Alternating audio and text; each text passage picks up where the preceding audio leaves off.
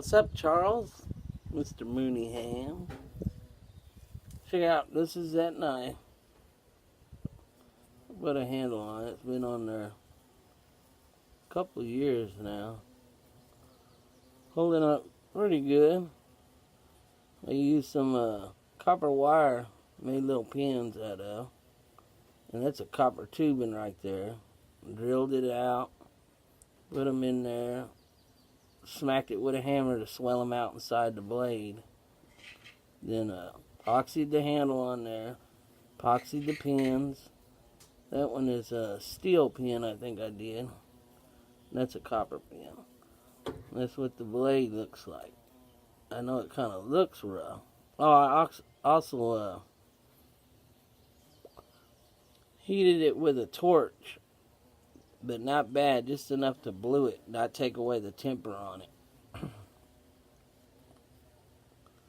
And then that's what I end up with. It's pretty sharp right now, but I ain't sharpened it in a while, so I'm going to sharpen it. This is a piece of ceramic. My granddad carried this in his pocket for forever, ever since I can remember. And it come out of a furnace where they make fiberglass. It's hot as shit inside that furnace. And they had long tubes of this, and the wires ran through it. So this ceramic protected the wires from burning up. And every so often, they'd have to rebuild the furnace, and this stuff come out, which they would throw away. But he knew the value of it, so he got him a couple handfuls of it. And when he died, I got it all. Because me and him, both making knives and knew about it and sharpening knives, he, taught me all about it. But I'm going to show you. I washed it off with soap. It's got a little bit of metal still embedded inside of it. But you got to realize this was probably used at least 20 years. That I know for sure. Going over there and him having it in his pocket and sharpening his pocket knives. It's probably much older than that, but it's at least 20 years old. I know for a fact.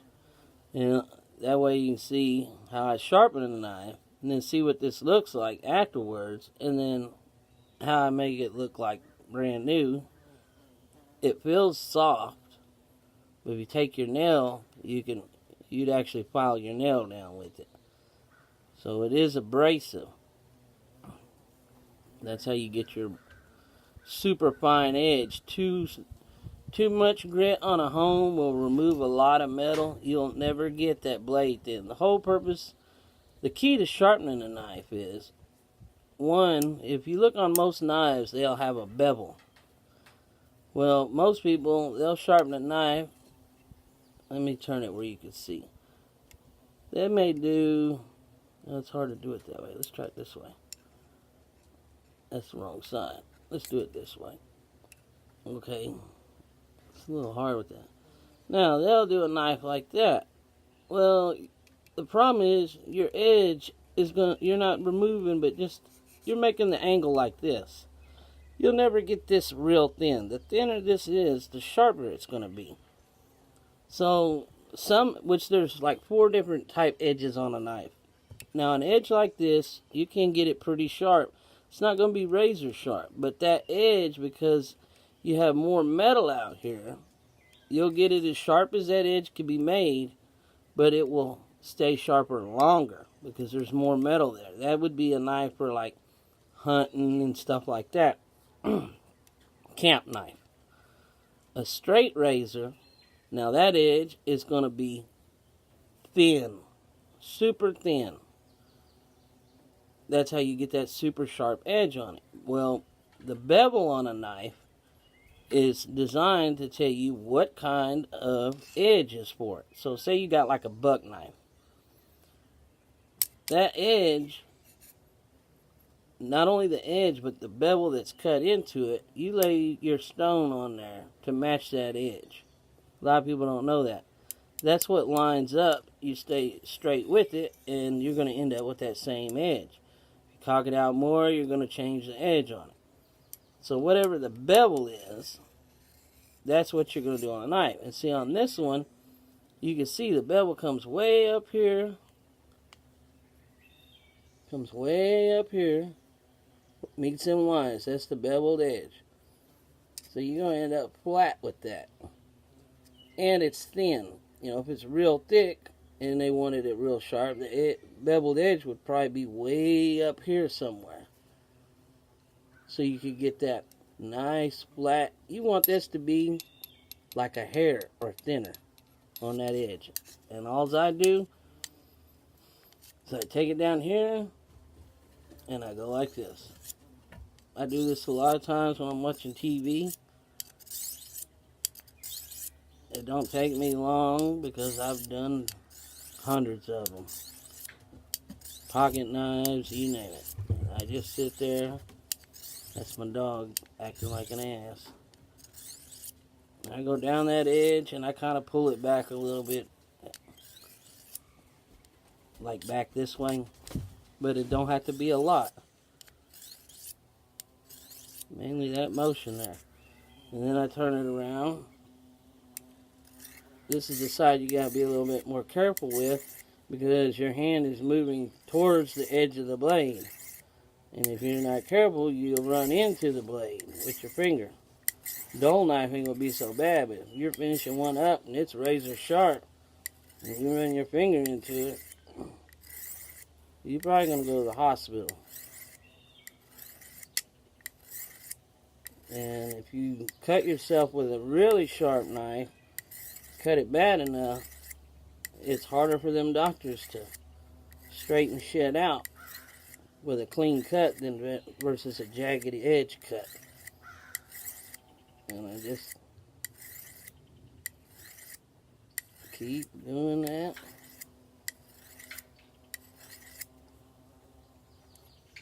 And then I do the other side. That's why I like doing this when I'm watching TV. I can watch TV and do this with the motion of it. And as you can see, that's metal coming off that blade. It's working. If you're getting this to turn colors, that's fine metal coming off that piece of steel. So you don't want to use this to get the edge the shape you want. You use something, you know, a stout, abrasive for that. And then when you get the edge at the angle you want, then you use this to put the actual final edge on it to make it sharp. This knife here is not actually really dull, but I haven't done this in probably 6 months. So I figured I'd do this video for you. Nice outside. Damn electric went out. I called it in. Figured this would be a good time to do this. Sitting on Sarah's porch swing. Listening to the bees. I don't know if you can hear them, but they're buzzing like hell out here today. Got one little spot down through there. And I just keep doing that. And check my edge.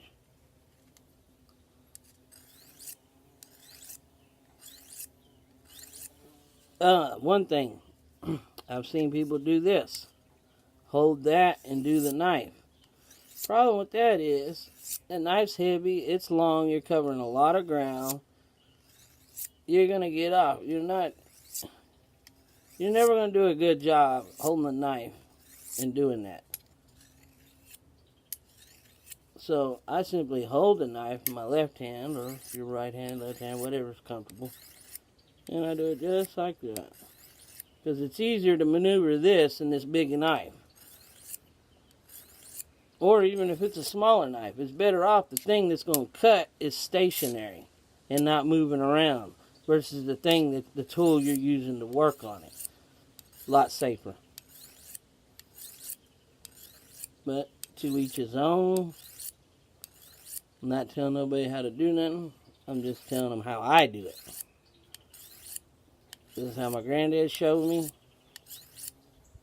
Another thing, like if he'd have a boogered up spot or a spot need a little more work, he'd get on that spot and go like this.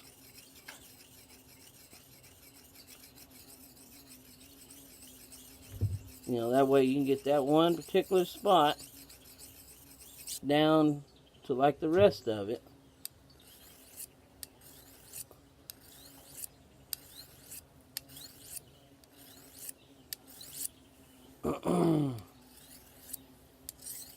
And you can actually feel that edge. You can feel that metal as you raise. That's another thing. As you get that metal real thin and you get it close, you start doing this side. On this side over here, you take your nail and you can feel a little lip. That means you're rolling that thin edge over. So you're basically there. You just need to take the other side and knock that back down, but not to the point where you roll the other side where you can hang it with your nail. Because that means you've got it super thin already, which that's what makes a knife sharp, is how thin that edge is. What makes whether or not it's going to dull and stay sharp depends on the type of edge, but more than that, the type of steel. Steel is everything. These pretty knives they sell at the store, some of them say never goes dull. Never goes dull maybe to what it's as sharp as it is, but it's never was sharp to begin with. And most people today don't even know what a sharp knife is. If you got to cut up a piece of meat and you got to apply pressure with that knife, your knife is dull. That knife should slide. You shouldn't need no pressure at all. And when you drag that knife across it, it lays it right open. The edge does the work, not your hands. Your hands should not be tired after cutting up. I don't care how much meat it is. You'll be able to cut up meat all day long, other than maybe if it's cold, it starts bothering your hands. But your hands shouldn't hurt from cutting up meat and stuff. And I got a little spot right here. I'm going to clean it up.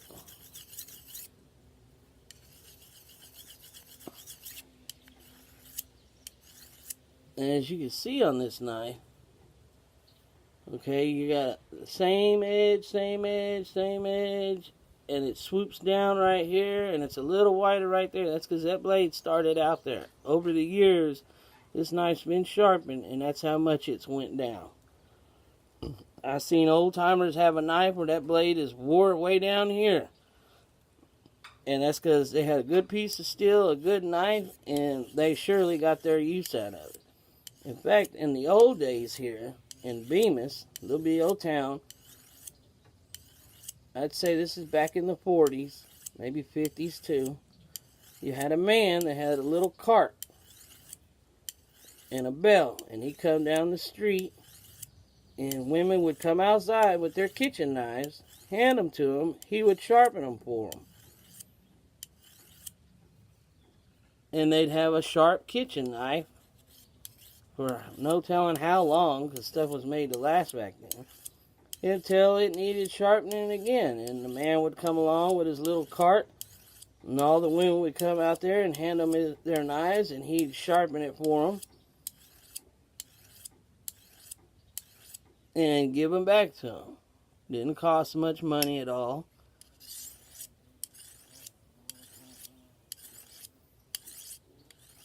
Anyways, that's probably... Now, look at this thing now. Let me see if you can see. See all that dirt? Well, not dirt, but actual metal. That's the metal of the blade that's in there. Oh, and if you get a lot of buildup on one spot, just give it a turn. Find a clean spot on it. And go back down through there.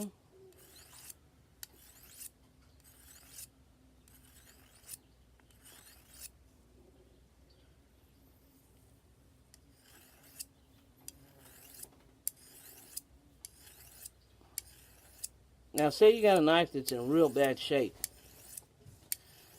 You can either get you a sander from like Harbor Freight. It's a little belt sander. Works really good. You could get, I can't remember the size I used to put a straight edge on it to shape the knife back how it should be, or if it's a good steel but got a shitty edge by the designer of it, and I want to change it for a different purpose, then I'll use that and put it on there with the sharp part facing up on the sandpaper. It's going, and then I just run it down there, try to keep the same angle, just like that, run down that sandpaper. Then I take the knife, turn it over, and go just like this as the sandpaper's running down, and reshapes my edge. And my kid's calling. Hello?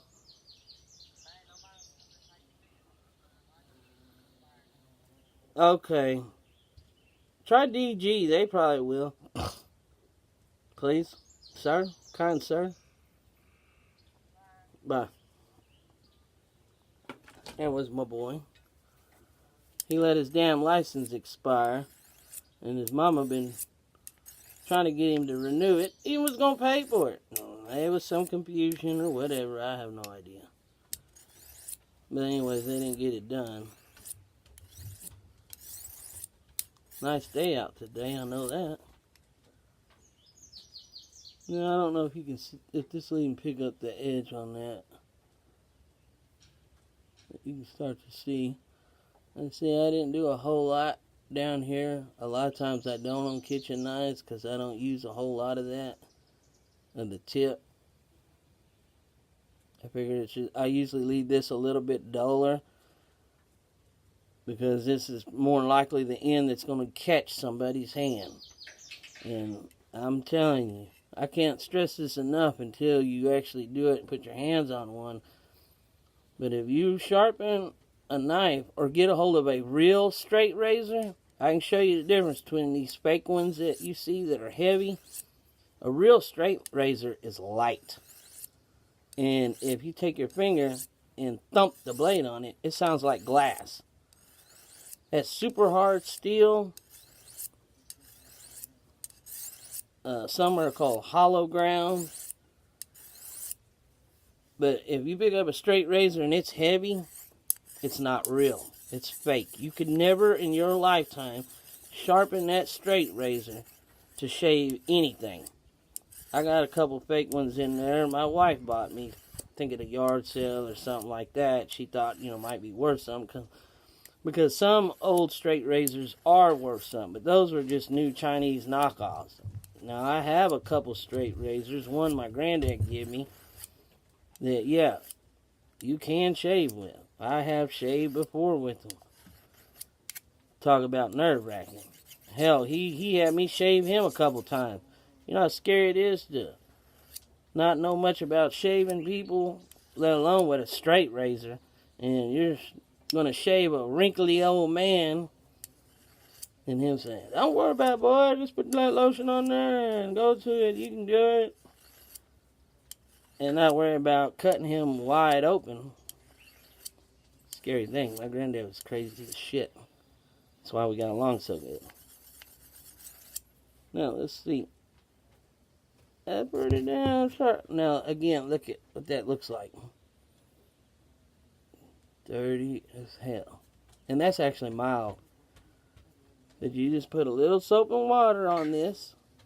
Just a little, just get it wet and put a little bit of damn dishwashing liquid. Rub it with your fingers like this. Get some soap on your hands so the metal comes out. Now, this metal soap line ain't going to stick you. Then rinse your fingers off and rinse this off. And it's going to be brand new again. And when you're dead and in the ground, 2 other people can use this to sharpen knives. This head ain't very thick, but it damn sure ain't wore down. There ain't no flat spots on it. Well, you can kind of feel maybe. No, there really ain't no flat spots. But that should do it. My leg's got some rope out here. Let me see. Find the end. I'm going to check it out. See what it does. Might not cut nothing. Who knows? Who knows? Ooh, almost got my damn finger.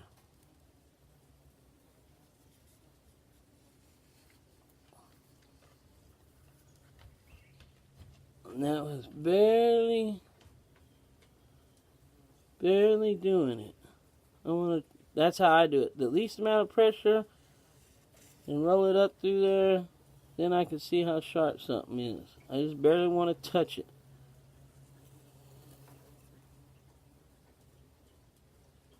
And this is cotton cord. Now let's cut it. And it's not quite sharp enough because see, it tore the little inside piece of cotton instead of cutting it. If it was super sharp, it would have cut right through that too. It wouldn't have tore that little piece at the end.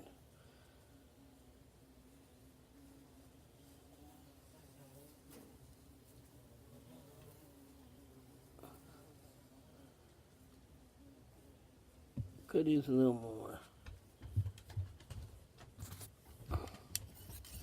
I don't let my wife and kids use this knife because I worry that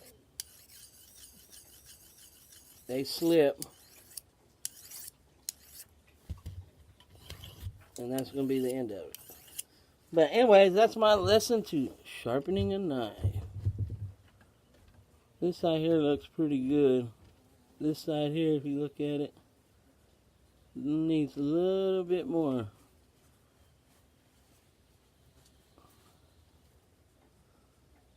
Let me see. You can't really see the edge on that like that.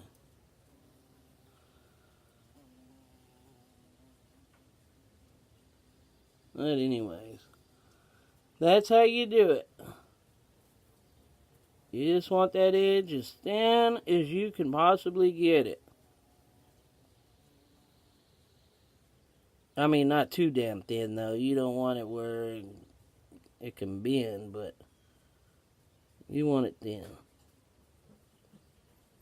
And that's a case 483 8-inch. That's what the 8 stands for. Got an 8-inch blade. No telling how old this knife is, but still functional. This is what I cut meat up with every night. Get done using it. These blades will rust because the type of metal they are. If it's shiny and chromed out, it ain't gonna never get sharp like this.